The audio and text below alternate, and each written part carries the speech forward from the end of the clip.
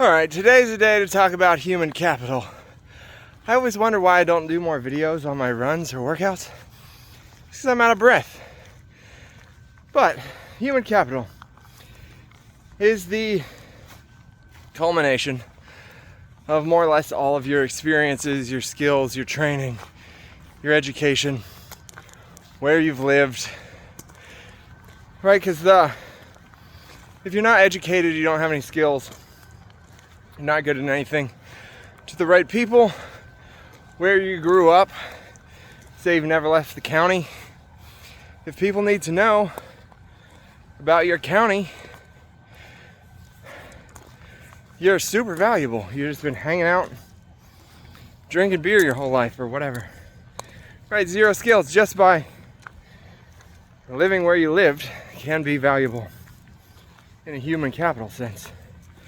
And so, that's kind of where we are now. It's popularized, I think, in the 60s. I forget his name, but the book is called Human Capital. That's where we're at now. We've done a pretty good job adding to human capital through education, skills, etc. That is to say, human capital we've become more efficient at developing human capital since the 60s. The next step in that is just making traveling the world an accessible way to build human capital.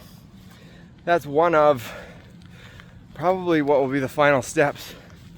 Because now with AI, here, back up, this is a nice view. With AI, it's unclear what's going to happen. And so, Pittsburgh is pretty. It's super hilly.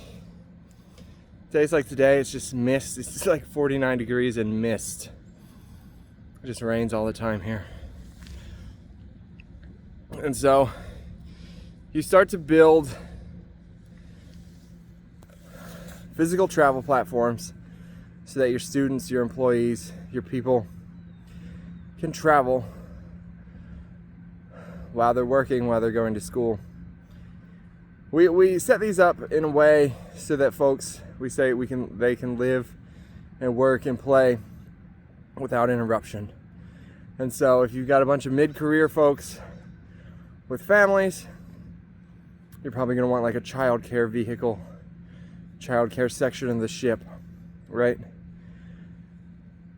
You're probably going to need a boardroom. If you want to go do dangerous things, you're probably going to need a health vehicle. Right, so you kind of get the point. Probably going to need some office space, like a boardroom type deal. There are a million ways to model it. If you've got all your employees to do it, or if you've got employees, you might just want them to have their own RVs.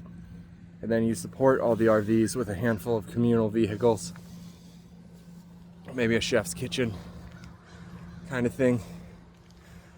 If you're college students, you probably don't need stuff that's quite as fancy. So the bunk rooms, the bunk vehicles. If a college got a boat, I mean, that would be pretty awesome. There's a semester at sea. So I don't know, like how much are you gonna gain from the ocean? I guess there's islands. Island life can be a little similar. Hold on. And so the point is that human capital, as it's developed during college and into one's career, is going to be sort of go through the roof as you bring your skills to experiences around the world. And as you apply your experiences around the world to your skill set. So if you're a lawyer, it obviously can be super helpful to know all kinds of lawyers around the world and talk law, local law, state law, etc. with these folks. And that can be super useful. I would say the same thing goes for almost any field of study. Engineers, medicine. If more doctors have traveled especially through like the rainforest and stuff, I think we'd have a lot more cures to diseases and stuff. Medical researchers, if the folks at the big pharmaceutical companies had a more thorough understanding of like Central Latin America, yeah, I think we'd, to the degree that the financialization of those companies allowed it, I think we'd have a lot more cures to a lot more diseases. Certainly have a lot more interesting drugs on the market, and possibly fewer pharmaceutical ads in the US here. And so I think you're seeing the point. The question is, and this is like trying to be honest, talking around this stuff, is a company whose population, say just for the sake of argument, like 80% of their employees had a fairly thorough knowledge of the whole world, is that company going to outrun the companies whose employees don't have fairly thorough knowledge of the world? Are they going to be able to outrun them fast enough, significantly enough, to make those bottom line numbers make sense? I suspect that's true for starters, only because the economics, you can scale and ease into it. So it's not really that big of a financial risk to begin with. I think it's a very, very small time and just like experience risk, meaning like I don't think you're going to run into significant amounts of problems that would make you say, oh, I wish we never did this, or it wasn't worth it.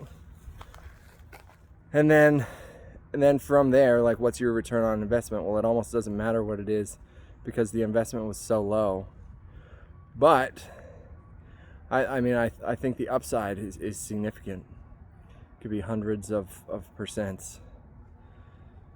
So I also think, kind of like AI, like at some point the risk of not building out a physical travel platform gets to be so great that you almost have to do it.